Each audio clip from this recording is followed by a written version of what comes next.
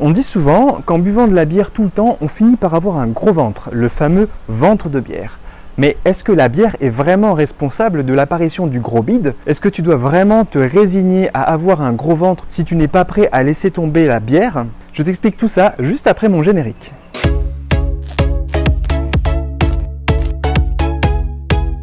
Salut, c'est Christophe.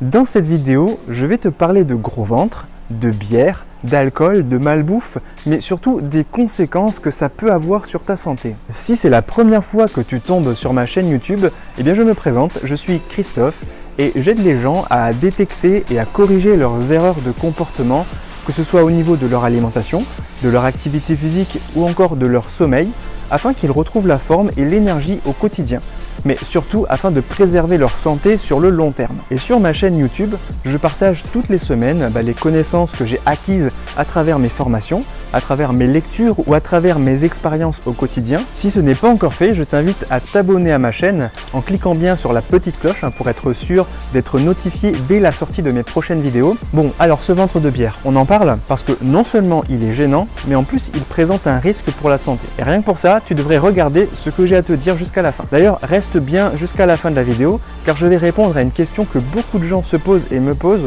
concernant l'impact de la bière sur les reins. Bon, avant d'aller plus loin, c'est quoi exactement ce qu'on appelle un ventre de bière? Alors, dans le langage populaire, le bide à bière, c'est ce gros ventre bombé chez les hommes principalement, surtout une fois passé la trentaine.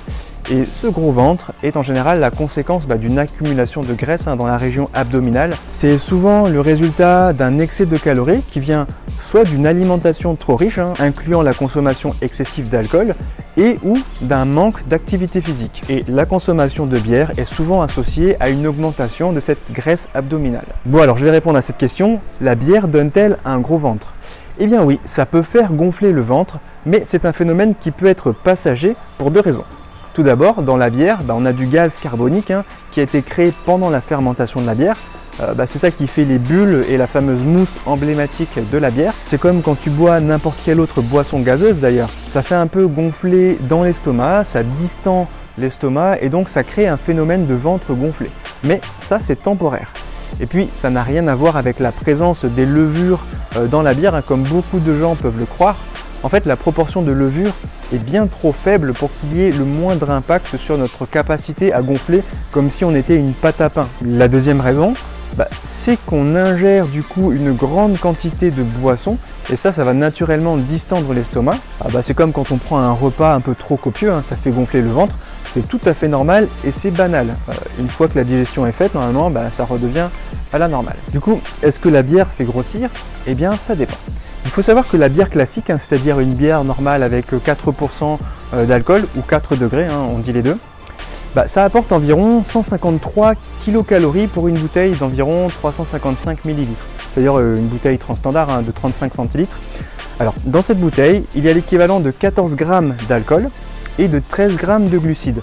Tu vas me dire, c'est équivalent, mais il faut savoir que 1 gramme d'alcool apporte 7 kcal, alors que 1 gramme de glucides n'apporte que 4 kcal. Donc, tu vois que c'est principalement l'alcool qui apporte des calories. Et donc, c'est autant de calories qu'il y a dans les sodas hyper sucrés, qu'en général, je te déconseille de boire autant que possible. Donc oui, si tu bois de la bière en trop grande quantité, et dans le cadre d'une alimentation déséquilibrée, la bière va te faire grossir, il n'y a pas de secret. Mais par contre, si tu as une alimentation plutôt saine et adaptée à tes besoins, et que la consommation de bière reste plutôt modérée, alors il n'y a aucune raison que la bière te fasse grossir. Mais alors, d'où vient cette légende urbaine qui dit que quand on boit de la bière, on a un gros ventre?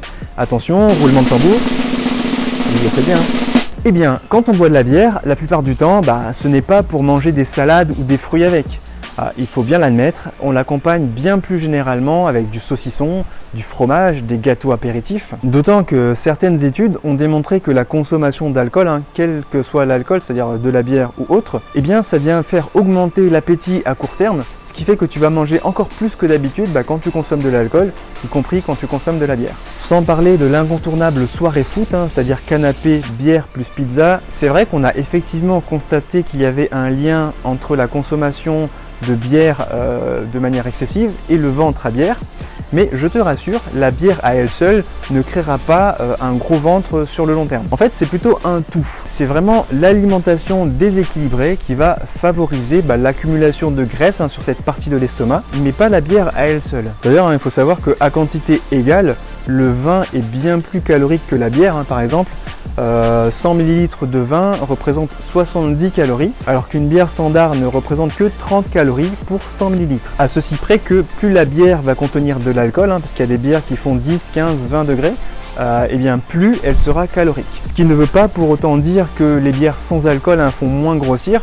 Au contraire, parce qu'en général, dans ces bières, on rajoute beaucoup de sucre pour compenser le manque de goût lié au fait qu'il y a moins d'alcool. Donc pour d'autres raisons, ces bières sans alcool font également grossir. Donc voilà, tu as mis le doigt dessus. Ce n'est pas la bière en tant que telle qui fait grossir, mais bien l'alimentation qui l'accompagne et qu'elle implique le plus souvent. En effet, la bière c'est une boisson de fête qui est plutôt conviviale et elle invite à la consommation. Et puis comme tout alcool, elle réduit la sensation de satiété, ce qui fait que c'est le combo parfait pour voir quelques kilos apparaître au fil du temps. Tu l'as bien compris, la bière n'est pas la seule responsable de la prise d'un gros ventre, mais elle est bien en cause dans la prise de poids. En particulier à cause de sa teneur en alcool.